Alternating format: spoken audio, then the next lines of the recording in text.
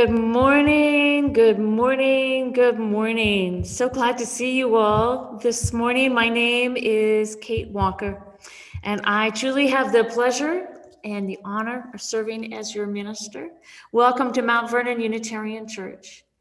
We are still gathered in a time of somewhat uncertainty, but we do see hope glimmering on the horizon. We gather virtually still to find comfort, to recommit ourselves to the mission of supporting one another in our spiritual journeys. We are here to work, to care for the earth, and build the common good. It is always so good to be together.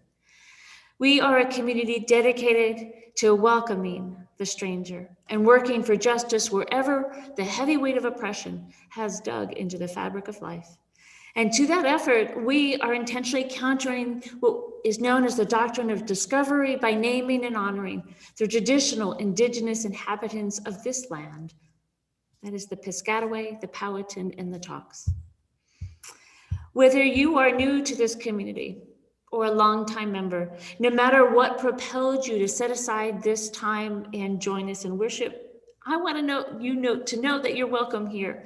We especially welcome our visitors this morning. You are invited. Please stay with us after our worship service as we have a special breakout for coffee hour. And we have, today in particular, we have a meet and greet for our first-time visitors. Please, or second-time visitors, if you just want to know more about us, please meet and greet. It'll be, you'll find out more information, how to go into that breakout room after the postlude. If you would like more information about this church, please send us an email. Just send us at info@mvuc.org. That's info@mvuc.org. This month in March, the theme is emergence. This is an invitation to ask what within our hearts and minds needs help emerging in this world. And at the same time, we are launching our annual stewardship campaign, and I think those two go together. We do this campaign with gratitude as our guide and our prayer, and we are emerging in this world in new ways together, and we are emerging in ways strengthened in new ways. We have a COVID skimmed down budget sustaining our ministry, and because of your financial support, our flame is still kindling in our hearts and here at this building. On behalf of the stewardship team, the finance committee, and the board of trustees, I say thank you, all of you, for your continued financial stewardship and your volunteer time and your commitment to being here. For those who need live transcription, you can just click on the button down at the bottom. It says live transcript, and you can turn that on. We're very glad that Zoom has made that available. And as is our custom, please mute your microphone and turn off your cameras so that you're free to move about without distracting others. At the end of the service, after the postlude, we will invite you to turn on your cameras so you can see each other, and we'll have a virtual hug and a wave. Please wait until the invitation comes. I invite you now to take a deep breath as we enter into this time of worship. My friends, we gather in community so that when we're lost, we have a spiritual home to help guide us. We gather in ritual and words and deed to strengthen our ability to navigate our way in this world. We are here today. We are here in a deep, profound way with one another to hold true to our promises to ourselves and to each other, and to build our courage. We are here to learn how to navigate out there in the world and within our own self.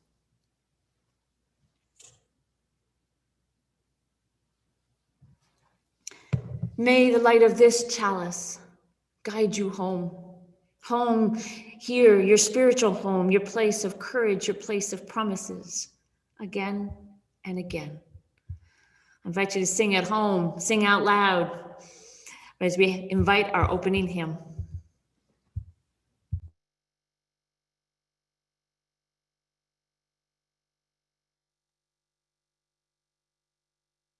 Good morning. Please join us in singing hymn 1012 from your teal hymnal or from your screen.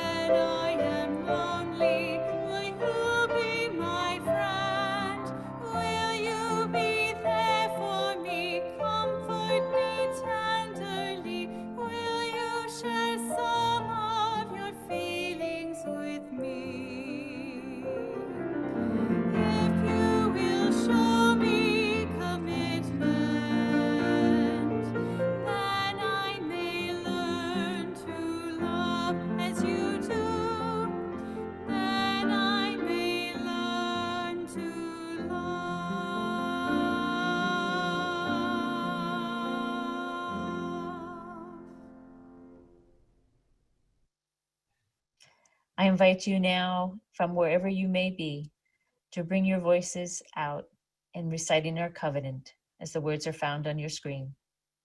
Love is the teaching of this church. The quest of truth is its daily task, and service is its prayer. To dwell together in peace, to seek knowledge in freedom, to serve life in community, to the end that all souls shall grow in harmony. This is our covenant with each and with all.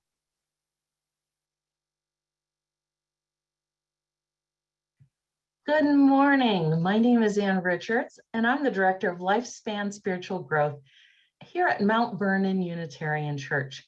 A lot of my friends call me Miss Ann. This morning, I have something that belongs to me that I want to share with you. Here it is. This is my toolbox of faith. Now, the Mount Vernon Unitarian Church has their own toolbox of faith, and it lives in Holland Hall. But this little one is mine, and I use it here at my house. This is full of tools, but they're not just tools that help us fix things around the house. These are symbols and metaphors, and I think we've talked about that before. A symbol is something that stands for another thing. If you have a map of Virginia, you don't have the whole state of Virginia, you have a symbol of that. Well, in my toolbox of faith, I have some symbols that help me live a Unitarian Universalist life, and they're super helpful. Oh, here is a paintbrush. This is the tool that reminds us about self-expression. That's important. Oh, and this is a really good one for Unitarian Universalists. This is a flashlight, and it is a symbol of justice. That's a good one for us. Oh, and we have gloves and a level, sandpaper, all these different things, and they all stand for something that Unitarian Universalism helps us with. Well, this is what I was looking for. This is what I wanted to show you. Reverend Kate last week was talking about finding direction, and it reminded me of this. This is a mirror, and it belongs in my toolbox of faith because it is a symbol for reflection. When we look in the mirror, we can see what we look like on the outside. That's our reflection on the outside. But this mirror also symbolizes our reflection on the inside, the act of reflecting. One way to reflect is to get very calm and very comfortable. I like to close my eyes sometimes, and I get to just think. And I think about things that have happened. I think about things that might happen. I think about the good things that make me feel good. Sometimes I think about things I'd like to change, and then that can help me with my direction. Because if I think about all those things, it might give me a good idea of what to do next. Now, some people call that reflection, that inside self, a still small voice.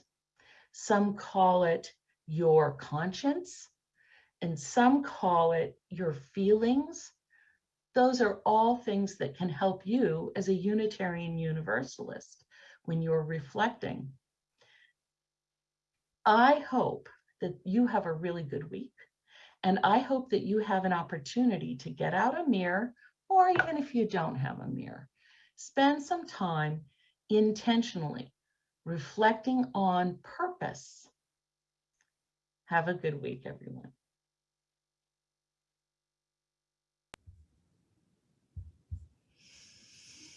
Oh, thank you, Miss Anne. I hope we all have toolboxes of our faith at home. For our offering, this is a wonderful reminder that Mount Vernon Unitarian Church continues to share the plate with committed organizations that we have chosen. And for the month of March, we are so excited to have our partner churches designated. They're in Romania and India. And we are pledged to help these incredible communities that are providing scholarships to students for school, to help these churches themselves. We are helping these people with their religious presence in small rural areas where the Unitarian voice is providing a place of love, of compassion, of reason, and a social ethic that has been going on for generations. We are so proud to continue to support this important program. We split our offering 50-50 between the partner church and Mount Vernon Unitarian Church, unless you direct otherwise. You can, of course, write a check. You can mail it right here to the brick and mortar building at Mount Vernon Unitarian Church. You can also make payments via text, or you can do so through your account at the church, through your smartphone app, all sorts of ways to make sure that you have the capacity to support our church. During this time of music, we invite you to tenderly name in the chat box any of the joys and the sorrows that you would like to share within your heart.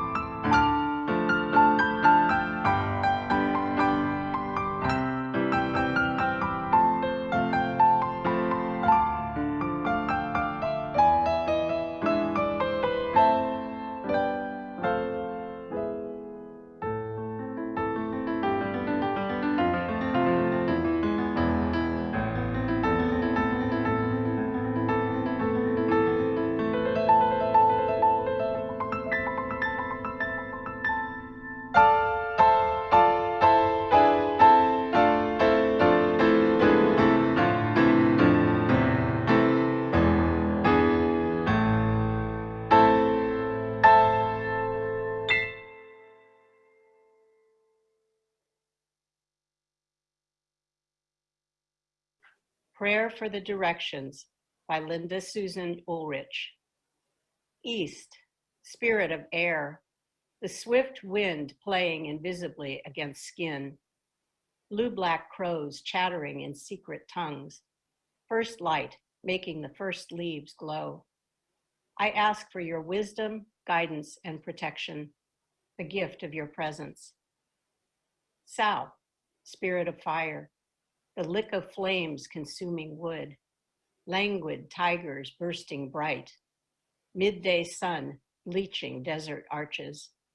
I ask for your wisdom, guidance, and protection, the gift of your presence.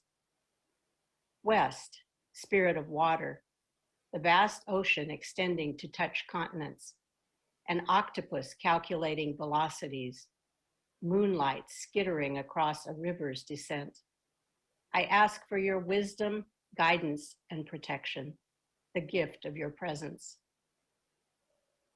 North, spirit of earth, mountain ranges shifting over eons, wild horses patrolling the grasslands, iridescence reflecting through snow crystals.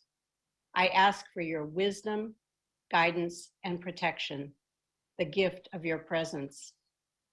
Below, spirit of power, molten core surging upward, white oak roots digging deep into soil, the dark womb contracting new life into being. I ask for your wisdom, guidance, and protection, the gift of your presence.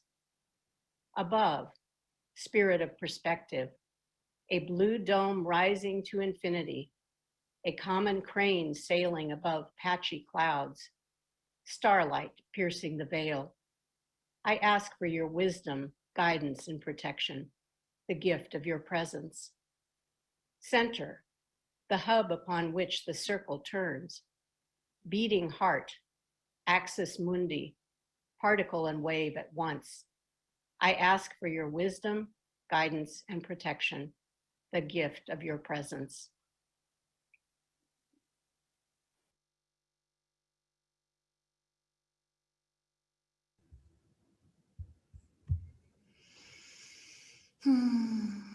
Thank you, Suzanne, for beautiful reading. I invite you all now to join me in a few moments of silence, personal prayer, and meditation.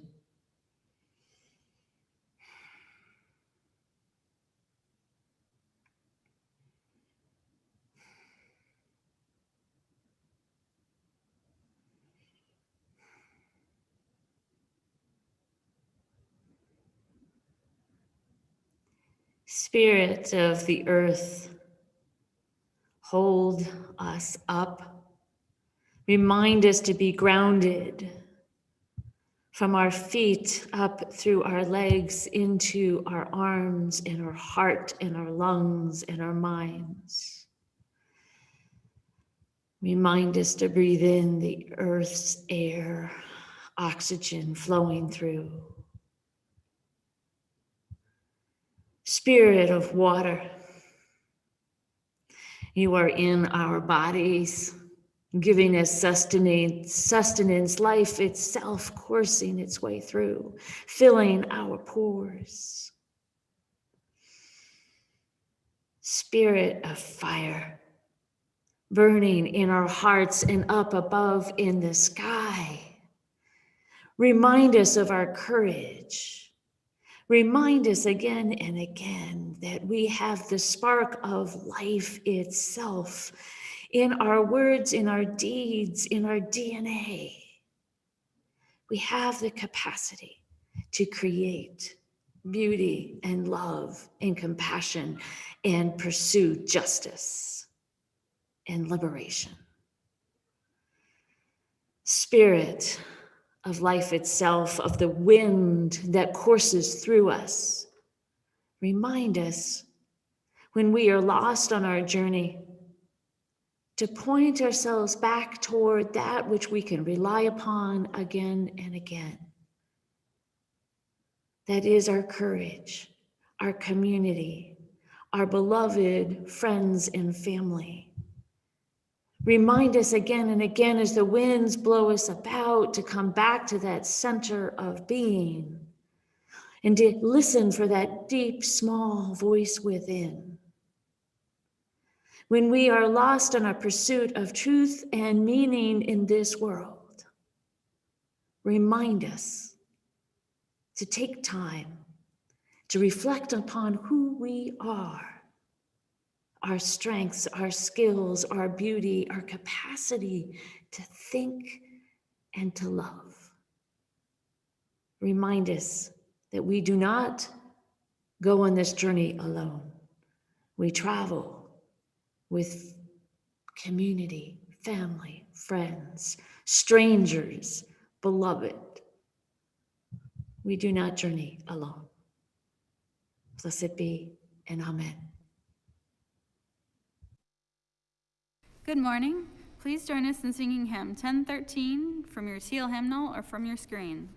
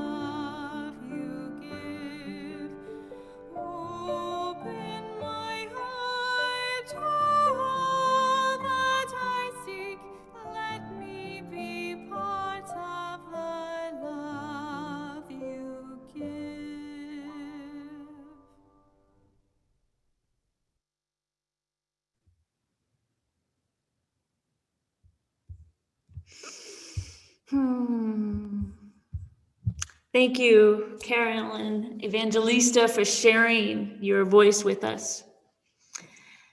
One of our Unitarian Universalist principles, the fourth one, is an invitation to get lost. It reads a free and responsible search for truth and meaning. A free and responsible search for truth and meaning. This is a call to explore, to go on a quest for adventure into unknown territory.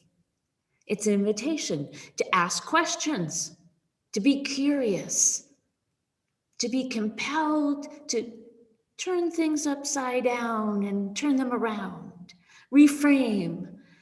First, we're likely to look outward into the world. We're going to look for information, probably, and data, experiences. But eventually, that quest, that search for truth and meaning turns inward.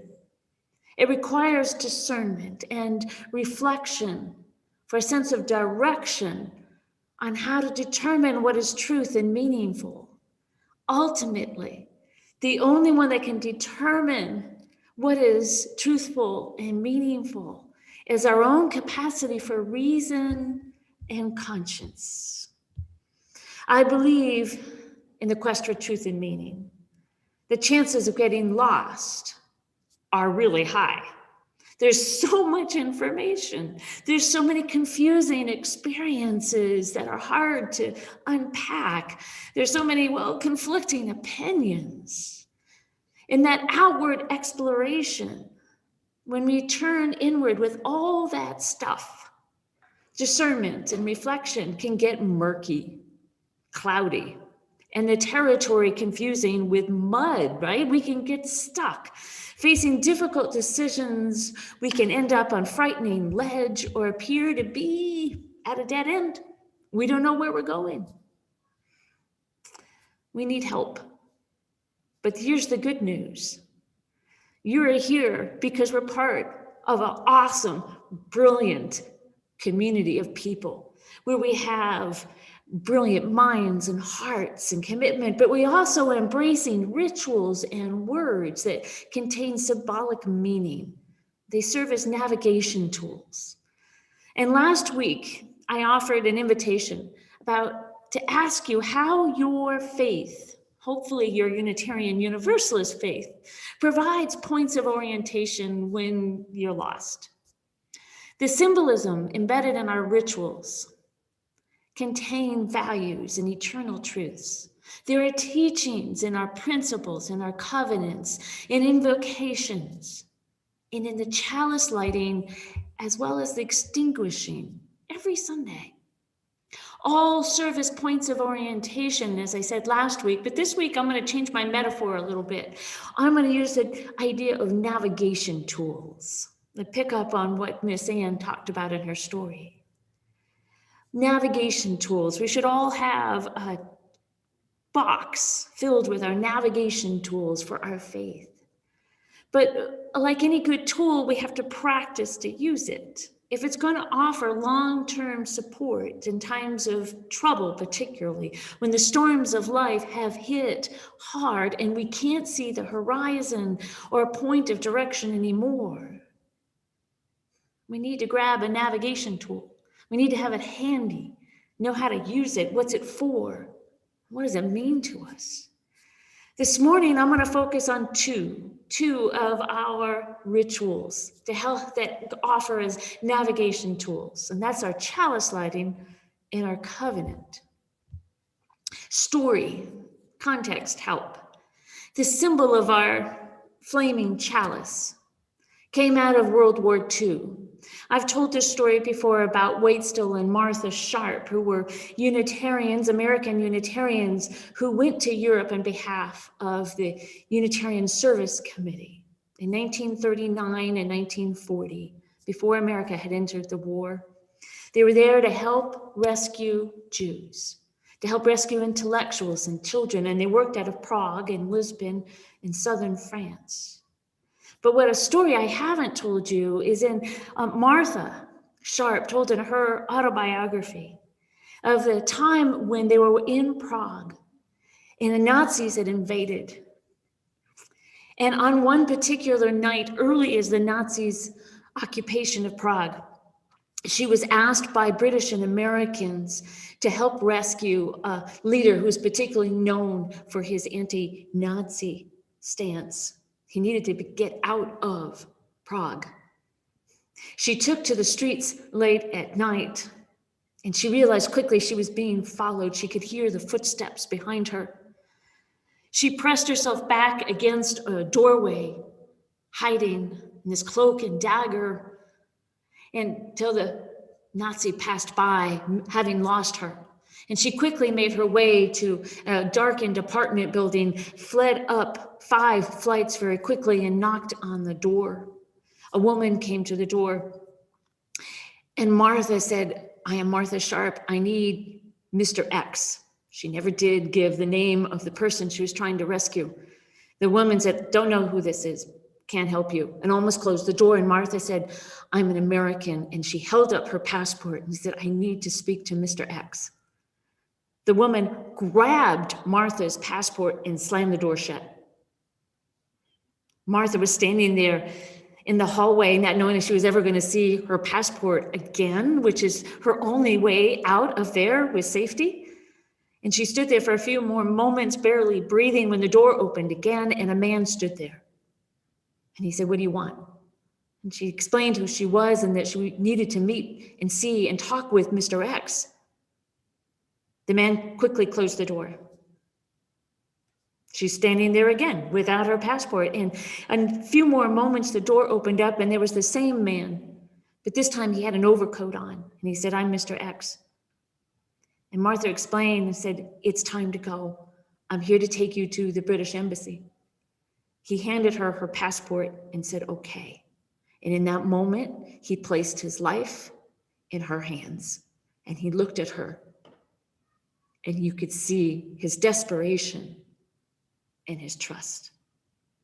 They took to the streets and had to go through 3 different checkpoints, each time Martha looking confident and waving her American passport, just hers, because of course he didn't have an American passport.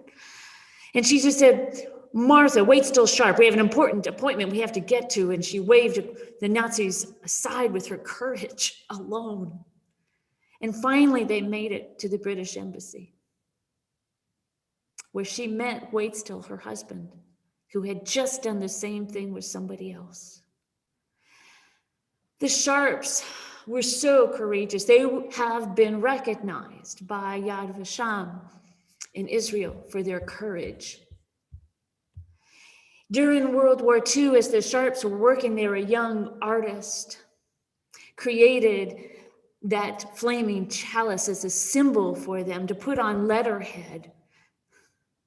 The artist took that ancient symbol of a chalice, a religious symbol going back centuries, and put a flame in it.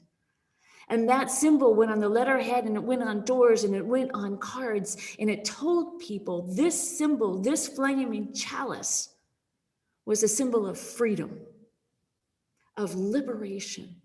It was a symbol of safety. The Unitarian Service Committee quickly adopted it as their permanent symbol. And then the Unitarian Universalist Association, decades later, adopted it for our faith. There was never a committee meeting. There was no task force. It was organic. And it was a recognition that our flaming chalice is about courage, about freedom. When life and death is on the line, it's about liberation for all.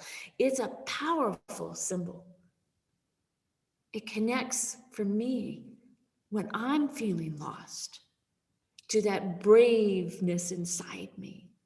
When I hear that story of the Sharps, I can easily feel small in comparison to what they did. We don't all have to be engaged in acts of heroism, but when we find something that is true to us and we can connect to things that have meaning, our courage and our need to speak truth up and out into the world is always there. We need to be brave when others need a place of safety from oppression. And I, as a Unitarian Universalist, need to remind myself again and again when fear starts to work its way in about the symbol of our flaming chalice. It's important to note that our faith as Unitarian Universalists is not just a faith about spiritual exploration. That's important, but that's not just it. There's more. We're not just a faith of religious education for world religions and practices. That's important, but it's more than that. We're not just a faith of intellectual study of human behavior. Yeah, we get that, but it's more than that. This chalice is a navigational tool reminding us to strengthen our UU religious identity of courage to speak and act. And we do so with religious liberty that we have to hang on to. So every Sunday when that chalice is lit, I think it's asking, what are we going to do with our life? And when we're lost, this can be a life-saving question. What are we going to do with our life? What are we going to do with the next moment, the next day? And after we light our chalice, we have a covenant. We have a covenant. This is a promise. Covenants have ancient political and religious historical context. Most of us know about, of course, the covenant between God and the Jews. For Mount Vernon Unitarian Church, our promise to each other is that love is our teacher, that we need to keep asking questions, and that service is a holy act. We believe in peace, that it's at the heart of our relationship. The discovery and knowledge must be unfettered, that community is a priority in our lives, and that we believe that we are still growing our souls. We're not fully cooked, but we need to do so out free of oppression. This is our promise to each other. It's my rewording of it, and I bet you have your own rewording of that promise. Covenants, though, can be broken, can't they? They can be broken, but they can't be litigated. They can't be negotiated. They can't be demanded. They can be an invitation. They can't be pushed, but they can provide opportunity. We can't really expect, but we can certainly hope for. And some covenants are made under oath. Ours is not. It's freely made, freely spoken, and it is repeated.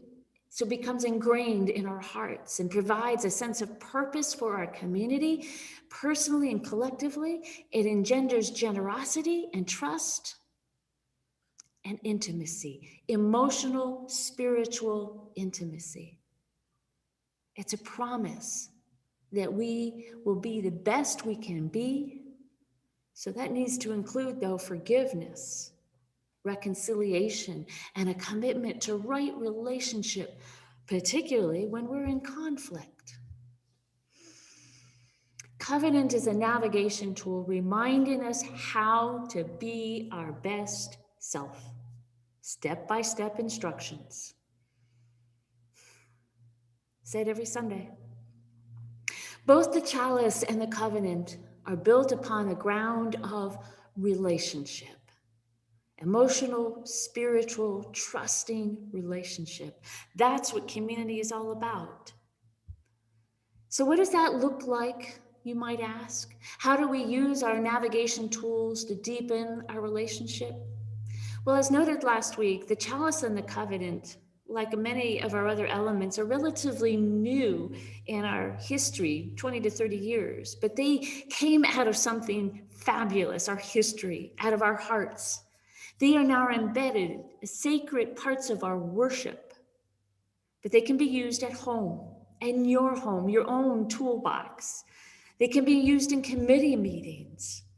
When 10, 20, 30 years ago, we weren't lighting chalices in our board meetings, in our program council meetings. And just in the last 10 years, this board now recites the covenant. We can use these tools in other activities as well. They take up a part of our heart in Sunday worship, but we might as well spread them out. Practice. You can't just pick up a compass and know how to use it. When use this important UU rituals as navigation tools, searching for truth and meaning, out there and in here. And if one of those tools happens to be, as Miss Ann said, a mirror, I think a lot of our words are about asking, who are we? Who am I? But it's also, a mirror can be turned the other way. And it asks, who are you? Who are we together in this covenant, in this promise together? Relationship. There are invitations for healthier, fulfilling, and an integrated life. So here's a truth that I believe about Unitarian Universalism in my search. This faith asks a lot of its members, not just on Sunday morning checks the box faith. Our UU faith offers navigational tools for a reason, because life can be hard. It can be difficult. It can be more difficult for some than others. For some, it can be dangerous. When fear and pain set in, we need a well-practiced faith. When the storms come in, we need to have our tools handy. When those winds blow, there may need to be a course correction. This is why I chose Linda Susan Ulrich's beautiful reading of the winds. The winds do blow. They may blow us off course, and they may propel us faster than we can keep up. They may confuse us. And sometimes they tell us exactly which way to go. Every sailor knows before you step foot in that boat, you begin by asking, which way is the wind blowing and how fast? And our prayer is that that wind is guiding us toward wisdom and guidance and protection. And then the sailor has to say a prayer of gratitude for the gift of the presence of the wind. For without that wind, there is no journey. I also appreciate Ulrich's naming of the earth, the air and water and fire, and power and perspective. Last week, I mentioned about my discernment process in my 20s when I left journalism. And I eventually found and heard my call to ministry. That included several shifts in directions. The wind was blowing me in all sorts of different ways. I took some wrong turns and I was lost for a time. But I did finally find my truth and my meaning. And the trick was I stopped looking out there and began to look in here. I began to realign my body with the earth, with air and water and fire.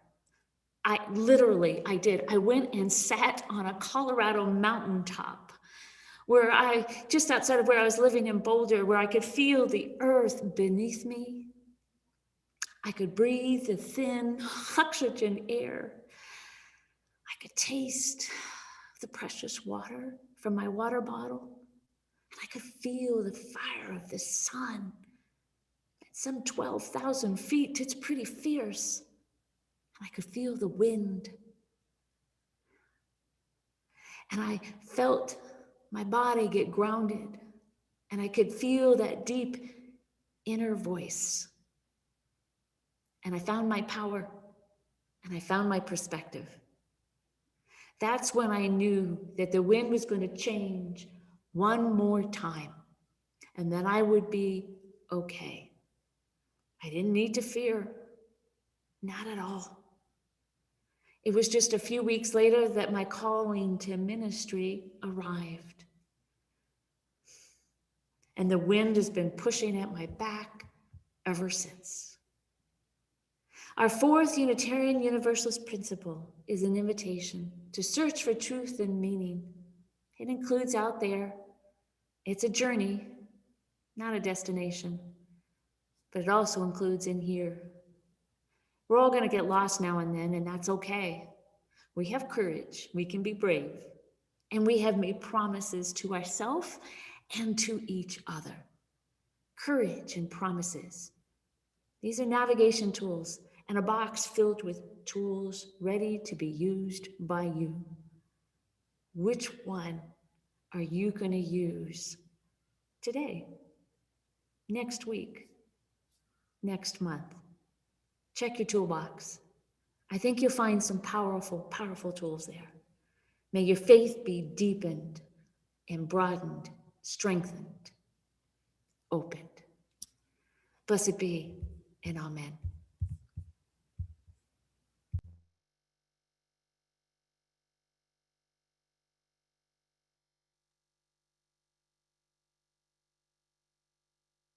Please join us in singing hymn 354, We Laugh, We Cry, from your gray hymnal or on your screen.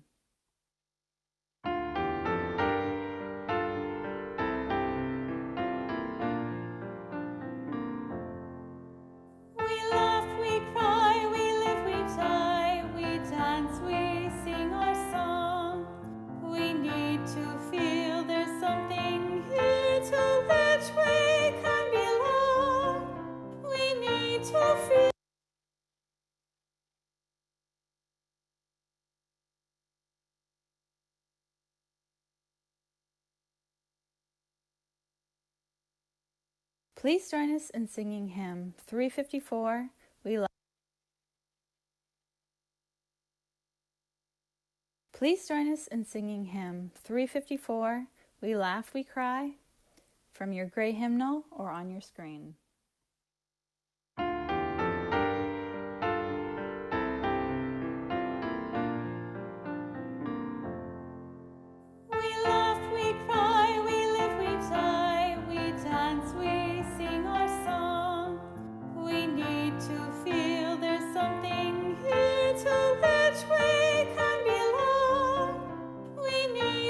Feel the freedom just to have some time alone.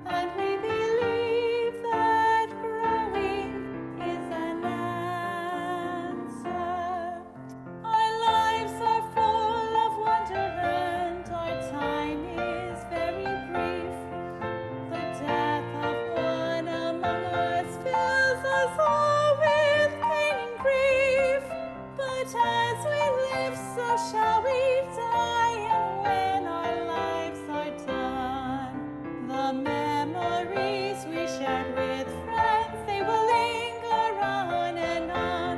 And we believe in life and in the strength of love, and we have found a place to be together. We have the right to grow. We have the gift to believe that peace within our living is an answer. We seek elusive answers to the questions of His life. We seek to put an end to all the waste of human strife. We search for truth, equality, and blessed peace of mind. And then we welcome together here to make sense of what we find. And we believe in life and in the strength of love. And we have found our joy being together. And in our search for peace, maybe we'll finally see, even to question truly who's an answer.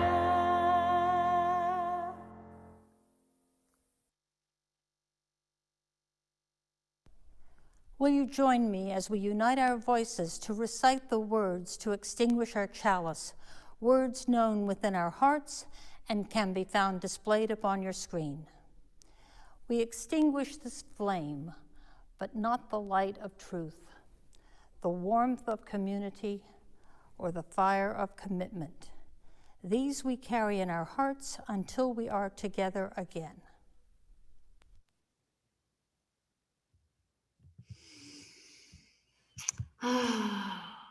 It's a beautiful day, my good people. Go out and engage in the search for truth and meaning on this earth.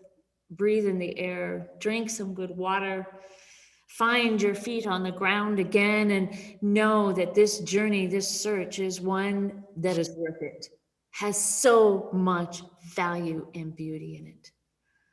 Oh, blessed be, my good people. Go forth, return again with your courage and your promises to one another.